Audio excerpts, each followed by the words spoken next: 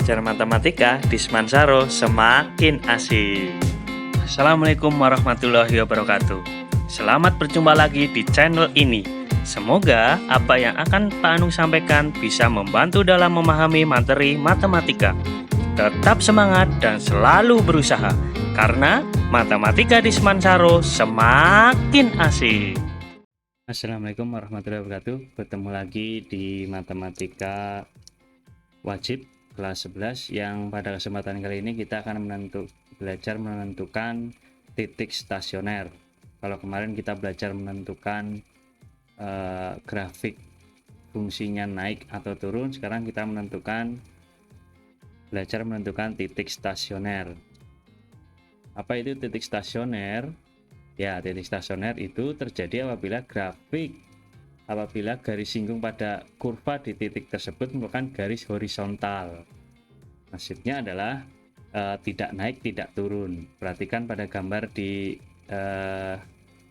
samping. Jadi ternyata ketika turunan pertamanya itu sama dengan 0, maka disitulah kita bisa menentukan titik stasionernya. Jadi titik stasionernya adalah kalau kalian perhatikan di situ,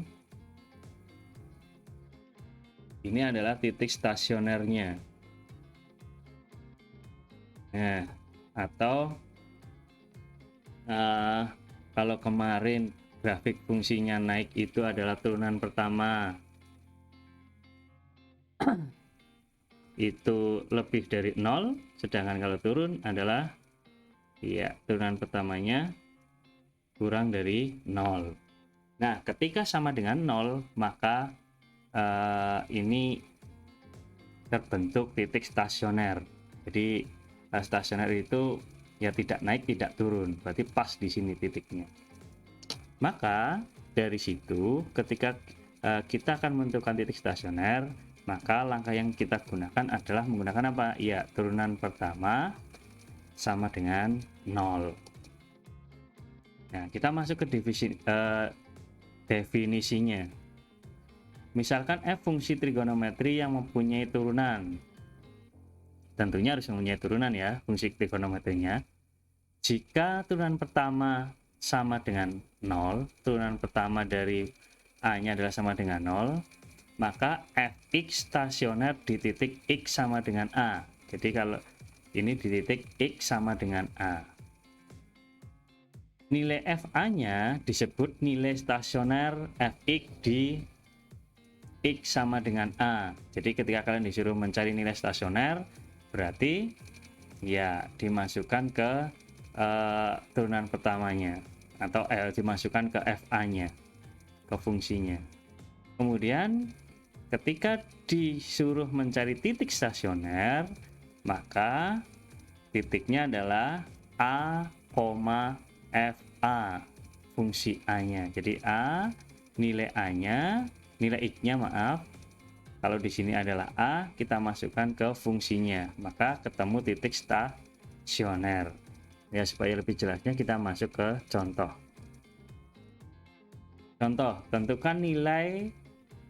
Ada dua pertanyaannya ya, tentukan nilai dan titik stasioner fungsi fx sama dengan x pangkat 3 min 12x plus 8. Maka langkah yang pertama ketika kita menemukan soal seperti ini adalah apa? Cari turunan pertamanya.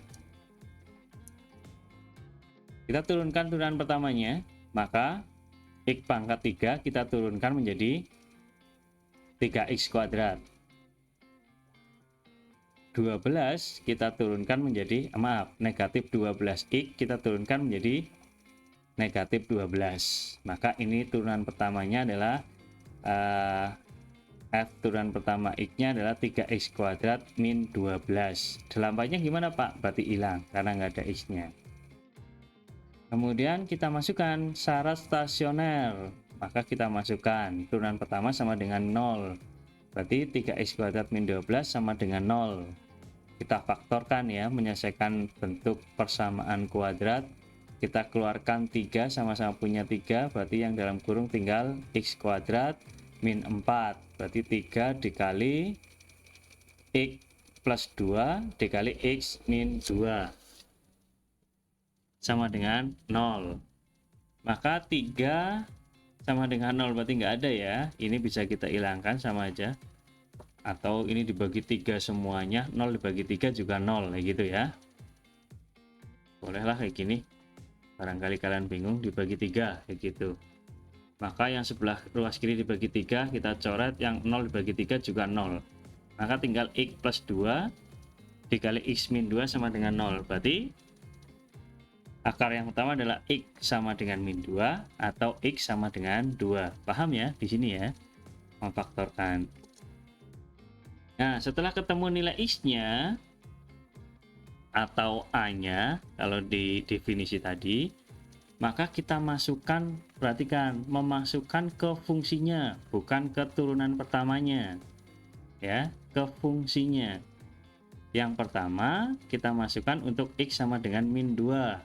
Berarti F min 2, berarti kita ganti X-nya menjadi min 2 semuanya. Min 2 pangkat 3 dikurangi 12 kali min 2 plus 8, ternyata ketemunya 24. Sedangkan yang kedua, untuk X sama dengan 2, kita masukkan 2, kita ganti semua X-nya dengan 2, maka ketemunya adalah min 8.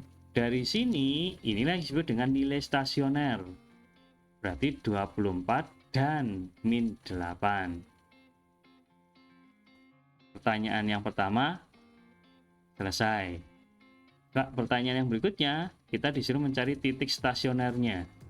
Maka titik stasionernya apa? Tinggal kita masukkan untuk X min 2. Berarti titik stasionernya adalah min 2, hasilnya berapa? 24.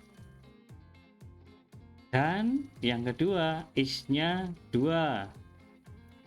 Hasilnya min 8. Berarti 2, min 8. Inilah yang disebut dengan titik stasioner atau X, Y. Ini X-nya min 2 dan 2. Berarti mencari Y-nya ya tinggal kita masukkan ke fungsinya, maka ketemu nilai Y-nya.